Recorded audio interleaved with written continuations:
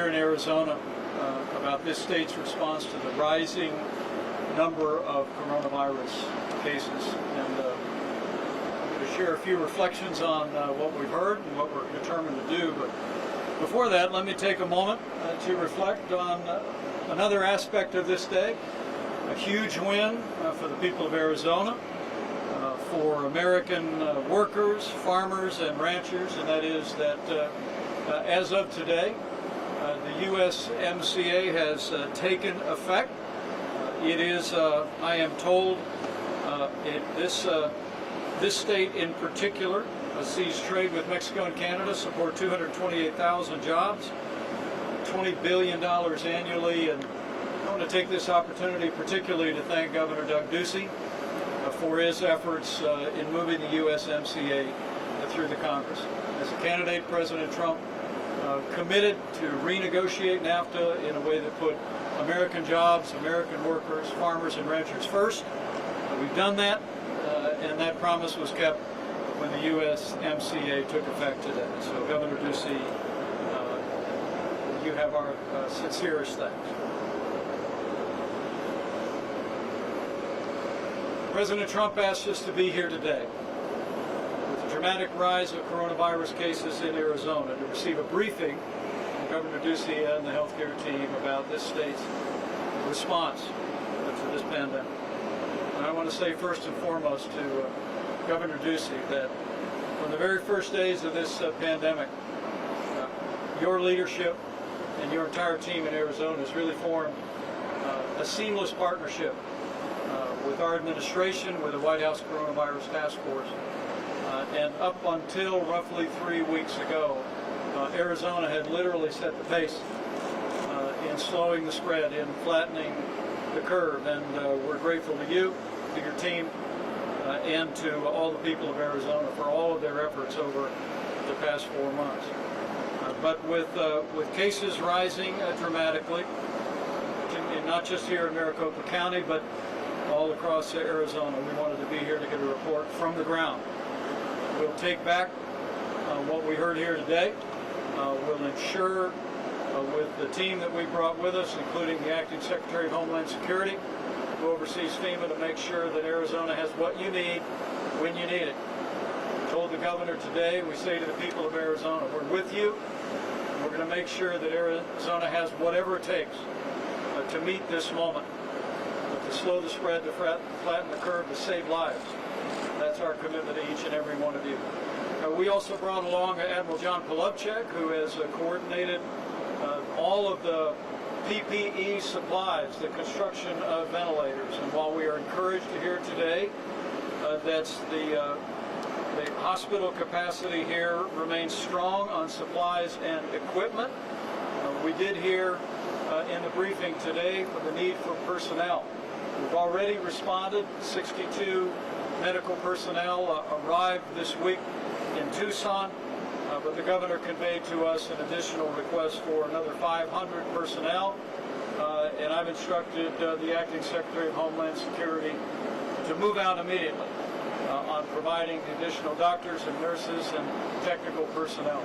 We want to say to all the incredible healthcare workers here in Arizona, help is on the way, and we're going to spare no expense to provide the kind of reinforcements that you will need all across this state should this coronavirus pandemic continue to expand in Arizona. As I said, we're encouraged to hear that hospital capacity remains manageable. 85% of medical beds and only 88% of ICU beds. But the governor and I also spoke today about 2 additional facilities that were already reviewed and developed by the Army Corps of Engineers. The governor knows that we're prepared to stand those surge facilities up in very short order if the need should arise. We're going to make sure that Arizona continues to have the healthcare capacity in this state to render to everyone who contracts the coronavirus the level of healthcare that we would want any one of our family members to receive. And finally, let me say the President and I couldn't be more grateful for Governor Ducey's leadership throughout this coronavirus pandemic. But with cases rising in the last several weeks, I want to make it clear that we fully support the steps that Governor Doug Ducey and local health officials are implementing here across the state of Arizona to slow the spread. Arizona flattened the curve early on in this pandemic, but we all noted something changed about the middle of May, and that's why this governor stepped forward, took decisive action, put the health of the people of Arizona first, and President Trump and I fully support the responsible steps that he's taken to limit large gatherings, pause operations of bars and gyms, movie theaters and water parks, and delay the start of school until August 17th. President Trump and I and our entire task force are absolutely committed, Governor, to supporting your efforts to respond to this outbreak, slow the spread, to protect the most vulnerable, so that we can keep our economy moving forward and get our kids back to school. The CDC just today posted new guidance for getting our kids back to school. Yesterday posted new guidance for opening up colleges and universities. The Governor and I discussed today the paramount importance of us moving forward in a way where we can get our kids back into the classroom come this fall. It's been tremendous leadership here in Arizona since the first days of this pandemic. Your healthcare workers have done a remarkable job, particularly in recent weeks and at this very hour, caring for those that have been impacted by the coronavirus. But I want to say to all the good people of Arizona, we all need to do our part. We want to encourage every Arizonan to adhere to the guidance that the governor has issued and also the guidance of local authorities. We issue a particular plea to young people. I was informed today by the Maricopa County Department of Health that more than 50% of all of those who are testing positive in Maricopa County are under the age of 35. And young people know that without an underlying health condition, that the threat to them of a serious outcome for the coronavirus remains low. But we want to remind our young people, as you see the measures that the governor's put into place, you hear about the call for common sense personal hygiene and the wearing of masks, that this is about protecting our most vulnerable. I've got 3 20-somethings in my family, and I know that no young person here in Arizona would want to inadvertently expose a grandmother, a grandfather, an elderly neighbor, a mom, or a dad to the coronavirus. And so to each of them, we want to commend all the steps the governor's put into place, but we want to remind you that now is the time for all of us, particularly the young among us, to remember, wash your hands, practice good hygiene, wear a mask when indicated by state or local authorities, or when social distancing is not possible. We can all do our part to slow the spread, to flatten the curve, to save lives. And remember, it's not an either-or. Dr. Fauci said not just a few short days ago that we shouldn't look at these public safety measures as an impediment to continuing to open up our economy. We should look at them as a vehicle to opening up. The more we all do to support the public health measures that have put into effect, the quicker we can get Arizona's economy growing, get our kids back to school, and that's what we're determined to do. We're all in this together, and together I'm very confident that as all of us do our part each and every day, we'll slow the spread, we'll flatten the curve, we'll save lives all across this state, and we will lay a foundation to bring this state's economy back bigger and better than ever before. So thank you very much, and Governor Ducey, thank you for an important and informative briefing. We're with you. Thank you. I want to say thank you, Mr. Vice President, for your leadership and your partnership throughout this pandemic. It was great to see you today in person, but I'm able to see you at least once or twice a week on the constant communication that we have from the Coronavirus Task Force. We very much appreciate it, your commitment and President Trump's commitment to serving Arizona and helping us solve the issues that are in front of us today. I also want to thank the Coronavirus Task Force. To have Secretary Chad Wolf here today, Rear Admiral Polowchek, who is talking to us about supplies, and Dr. Deborah Birx has been with us for several days in Arizona, meeting with leaders, decision makers, and influencers in the healthcare industry across our state, and actually seeing what's happening across the Southwest, including New Mexico and Texas. We're grateful for what she's been able to contribute to the discussion, the questions she was able to answer, and guidance that she was able to clarify. I also want to thank General McGuire and Dr. Kara Christ, who are working with their counterparts in the federal government and the hard work that they have been doing. And most of all, I want to say thank you to our healthcare workers who are on the front lines. Our doctors, our nurses, our hospital staff, and all of our caregivers. The decisions that we are making are to help you, help the people in Arizona that need it. So our message is clear in terms of where Arizona is today. You are safer at home. We want to slow the spread of this virus and protect the most vulnerable. We have taken the steps to temporarily close bars and gyms and water parks, tubing, and movie theaters. We focused for a long time and have done a very good job on our most vulnerable, those that are 65 years or older and at high risk or with chronic health issues. We now need the message to spread far and wide that we all can contribute to slowing the spread of this virus and have Arizona a safer place by following the fundamentals of masking up, washing your hands, maintaining that physical distance between others, and when you're sick, staying home. If we commit to that and we do it with increased intensity over the next several weeks, we're going to be in a different and better position in Arizona. So with that, again, I want to thank our federal partners, Vice President Pence and President Trump. Whatever we have asked for and needed, whether it was increased testing or further support on contact tracing, personal protective equipment from face guards to gowns, the answer has been yes, and with urgency. In addition to helping clarify some federal guidance that will help our hospitals here on the ground with support and resources. So I couldn't be more grateful for your partnership and leadership in this battle. It's something we need to remain vigilant on and also have flexibility to work with our local leaders across the state who have done an incredible job communicating the benefits of putting on a mask and how that can help our fellow citizens slow the virus and protect the most vulnerable.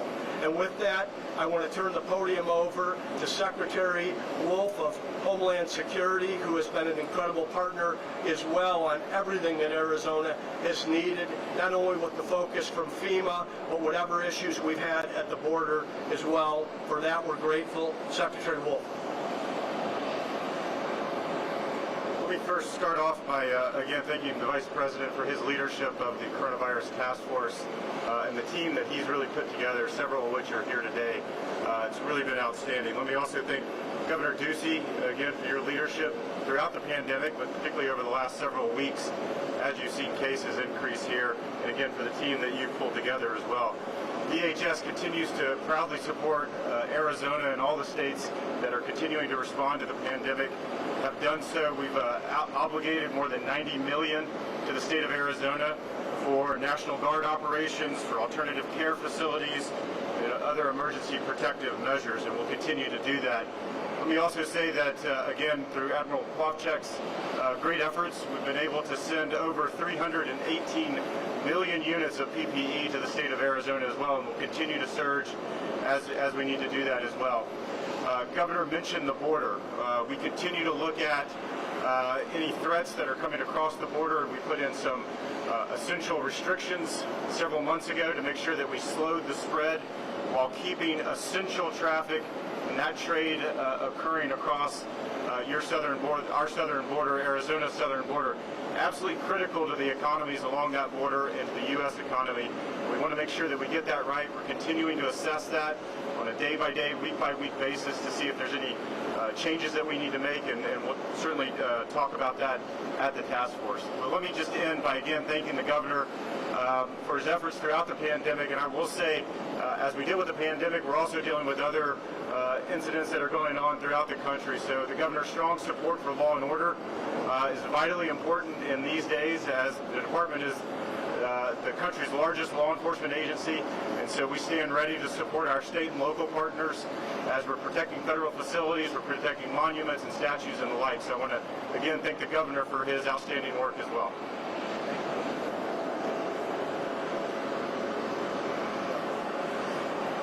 Mr. Vice President, Governor Ducey, it's been a privilege to be with the people of Arizona for the last 2 or 3 days. What has been remarkable to me is watching the people of Arizona respond to the Mask Up Arizona guidelines and made it clear that we respect one another by wearing masks. I saw that wherever I went for the last several days in Maricopa County, and I want to thank the people of Arizona for showing that respect for each other. We know this virus is circulating actively in several counties. We also know that there are other counties at risk, and I want to call on all the county leadership and the individuals in each of these counties that as soon as you see an increase in your test positivity rate, to put on a mask, protect one another. Governor Ducey's directives to really increase not only our respect for one another, but that clear communication coming from his health team that made it clear that wearing a mask will change the spread of this virus. And also making it clear that with this moment in time, closing the bars, decreasing restaurant spaces, and the other actions will really dramatically have an impact. To all of our millennials and Gen Z, thank you. Thank you for your leadership and showing how important the mask and social distancing are, and that communication that you're having with your parents and your grandparents to protect them. But I also want to call on you to be aware that there are people in your age group every day that have pre-existing conditions that you may not know about, that may have diabetes, that may have hypertension, that may have a weight issue. These individuals, no matter what their age, are susceptible, and you can see it in the hospitalizations here in Arizona. So you're not only protecting those we totally respect in the over 65 age group, but you're protecting one another. And I appreciate that. Yesterday I got to meet with an entire group, and it showed the governor's commitment and the health commitment of Dr. Chris to understanding guidelines don't work unless they're translated and working alongside community members. So in that meeting were community members from the Hispanic community, from the African American community, and today I got to meet with the tribal nation leaders. Understanding that messages are not a standalone, that they have to translate into the very fabric of our communities so that people understand what their risks are, so that people can get tested, and so that people understand the importance of wearing a mask. I also saw incredible innovation of the American spirit. We heard from your universities and we heard from your hospitals of the advances that you're taking into the field and care for those who need us the most, and the innovations coming out of your universities to provide innovations in testing and really expanding testing. We talked about how to 10x testing through pooling in communities that are in multi-generational households, bringing testing to the community and to those households, and using household pools to be able to test in 100% of the community. I want to thank the African American leader I met yesterday from the community who set up an African American task force to really make sure that messages from the governor and the health team were being translated at the level of the people who needed to hear it. I thank you for bringing together an understanding that words that aren't translated into actions will not stop this virus. But I am encouraged and I am hopeful, and I am hoping we will see the dramatic impact of you all taking responsibility and wearing masks. So when it comes to August, we can open the schools and open the universities, because we know we can stop the spread by utilizing masks and making these small small adjustments into our lifestyle that show respect for one another.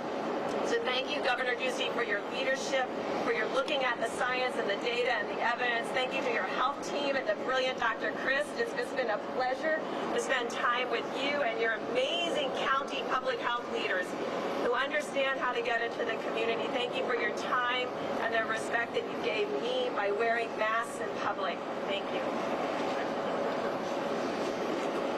Okay, questions? Yes, please.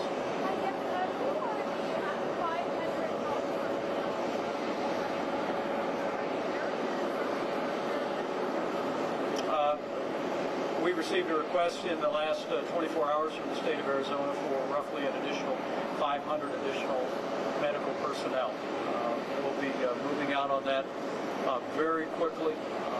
One of the aspects of our nation's response over the last 4 months has been the extraordinary efforts of not only National Guard medical personnel, but President Trump, whether it be New York, whether it be Louisiana, whether it be in Michigan or elsewhere, actually deployed active duty military medical personnel. And so the Secretary and I will be speaking on Air Force 2 with the leadership at FEMA to identify the personnel that are available. But they'll be packing up and moving out because we want the incredible healthcare workers here in Arizona to know that help is on the way.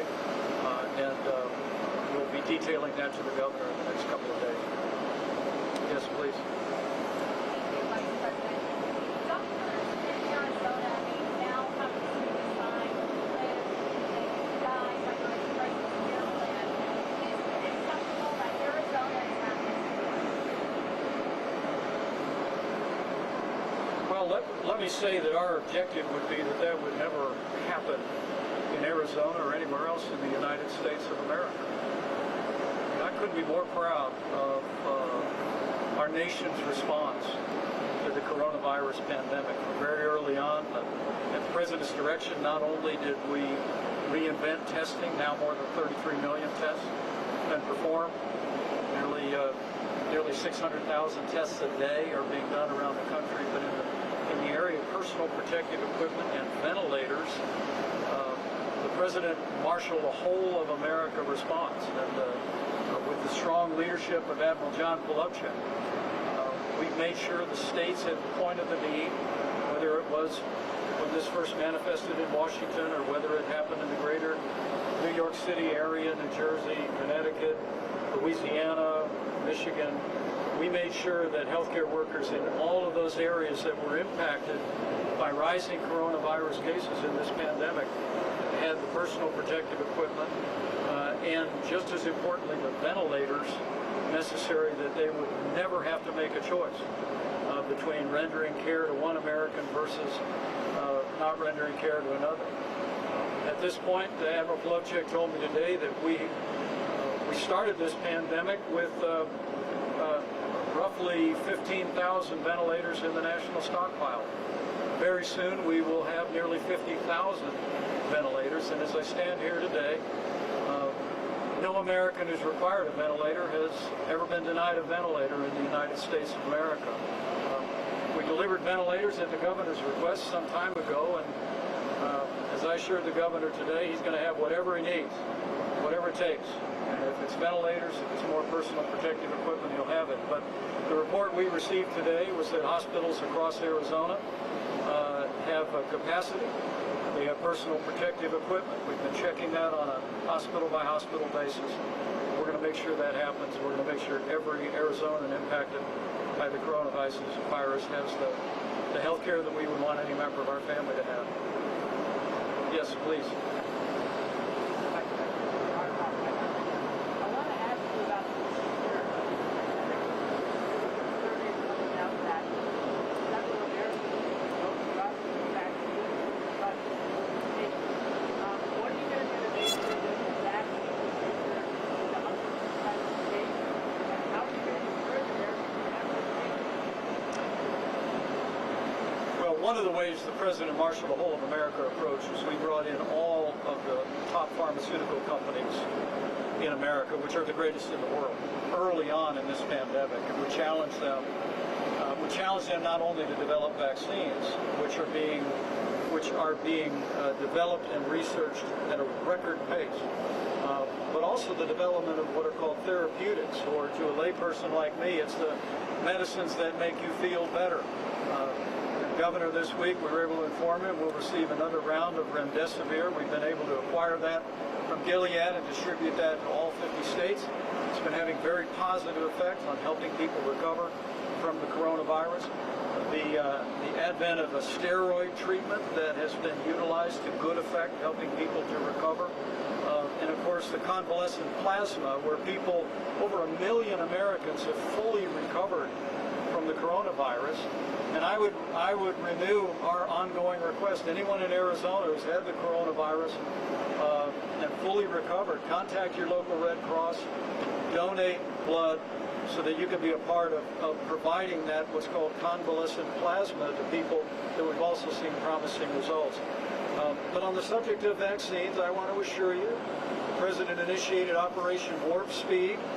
We put a team in place that's working now with the better part of a half-dozen very promising vaccine development. We remain hopeful that even before the end of this year, we'll have a vaccine available for the American people. But there'll be no compromising on the safety of a vaccine. We're going to go through the process, but the President's made it very clear that we're not going to wait to produce vaccines until we go through all of the different clinical trials that are typical. If we have promising results, which we do on several vaccines today, we're going to go ahead and produce those vaccines in the event that when the clinical trials are completed as early as this fall, we might be able to distribute that. And Admiral Polowczyk, for his part, told me that we're also acquiring hundreds of millions of syringes to be able to distribute them. But the American people can be confident. We're working every day to develop new therapeutics, to develop those vaccines, but we're always going to make sure that everything we're distributing is safe for the American people. But it is absolutely our determination to use that incredible American ingenuity. And as another one of our health professionals said, that even our scientists say from the early results, it's not if, it's when we have a vaccine. But when we have a vaccine, we'll make sure it's safe for the American people. Yes, please. Vice President, the question, a lot of people here praising each other at the job, particularly the job the governor has done, the job the Karen Chris has done. We're pleased. You know that we're breaking records with the number of cases, numbers of deaths, now prevented, where doctors basically have to decide who lives, who dies, who gets care, who doesn't. So for you, why would you file when you're what does the governor need to say for it? What is it specifically done to keep doing a good job on? Well, the rising cases here in Arizona is why I'm here. It's why we brought the White House Coronavirus Task Force here. I'm a real believer, as President Trump is, in sitting down with the people that are leading the effort. I was in Texas over the weekend. I'll be in Florida tomorrow. Because we're absolutely determined to make sure that Arizona and those healthcare workers have the resources, the supplies, and the equipment they need to render the care that any one of us would want a member of the family to have. And I must tell you today, I can't account for the reports that you cite. The reality is that from the briefing that we received today, hospital capacity remains within manageable lines. 85% of hospital beds are spoken for. 88% of ICU beds are spoken for.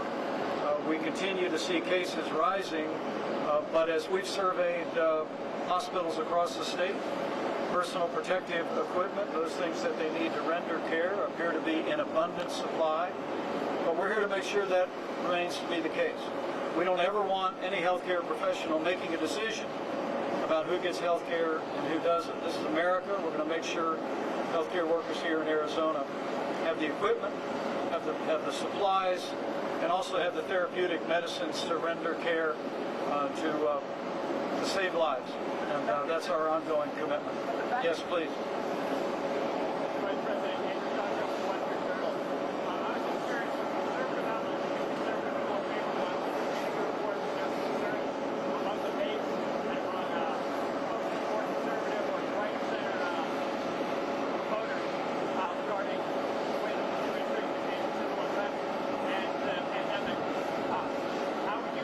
What's the concern? I didn't hear what you said.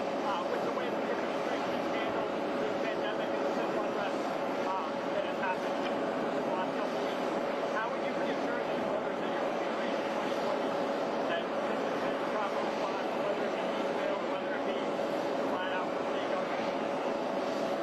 Well, what I would tell people is that when the president tapped me to lead the White House Coronavirus Task Force, we had one mission, and that was to save lives.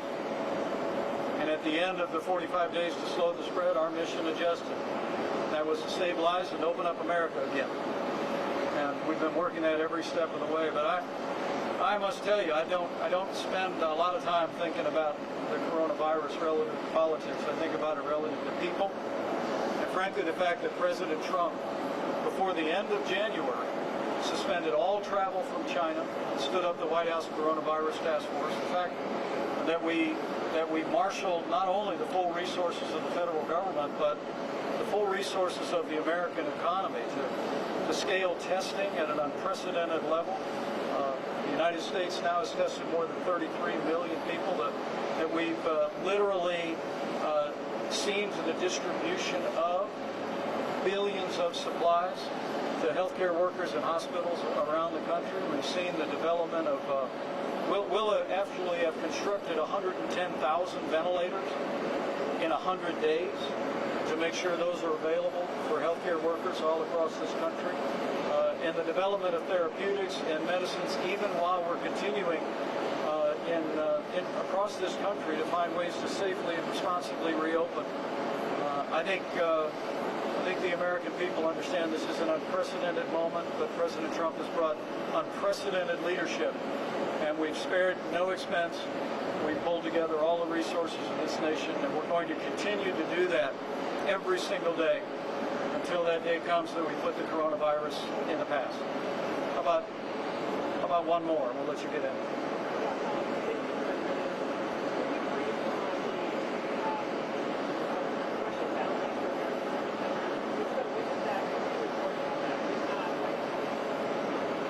No, I was never briefed about that matter, and I'm not going to discuss classified materials.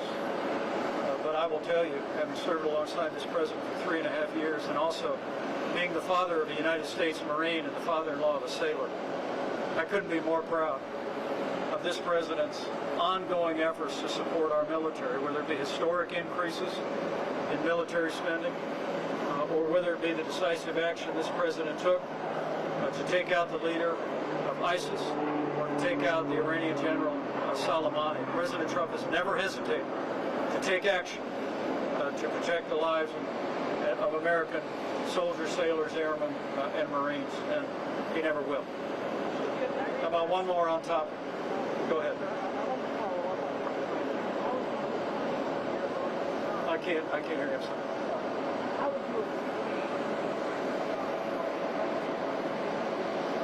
I can't hear you. I'm very sorry. How about over here? Yeah. One more. Go right ahead. Can you step forward a little bit? We'll hear you.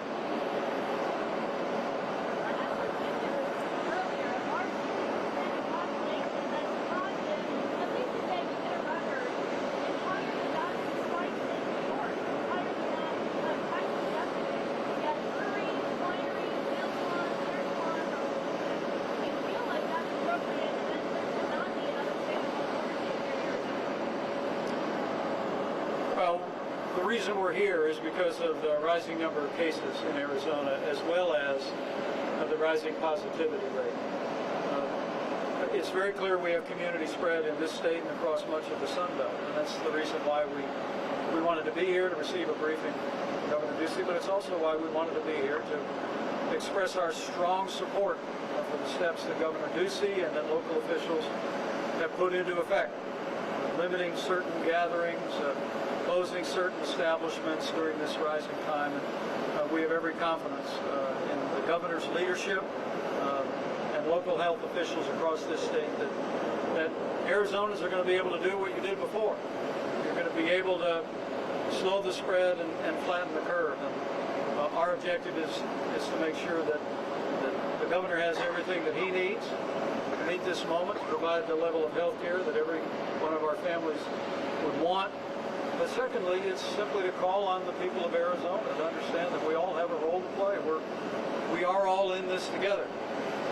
And recognizing that adhering to the guidance of state and local officials, practicing good hygiene, washing your hands, wearing a mask when it's indicated, or when social distancing is not possible, is how every single person can do their part. And we really do believe that just as Arizona did in the early days of this pandemic, that the people of Arizona are once again going to lead the way through this rising tide of coronavirus cases. And we're going to move this state forward. We're going to get this economy moving, and we're going to get our kids back to school. That's our aim. That'll be our focus. And I want to thank the governor again and his extraordinary team for their leadership and their partnership. We're with you, Arizona, and we're going to stay with you every day until that day when we put the coronavirus in the past. So thank you all, and God bless you.